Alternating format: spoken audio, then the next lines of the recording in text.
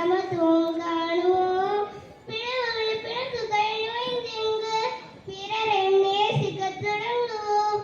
அன்பிற்கு இலக்கணமாகிடவே அன்றாட உறவுகள் வளர்ந்திடவே ஒன்று சேர்வோம், உறவில் இணைவோம், இறைவன் வெண்போம், உலகம் படைப்போம், அன்பை கொண்டாடுவோம்.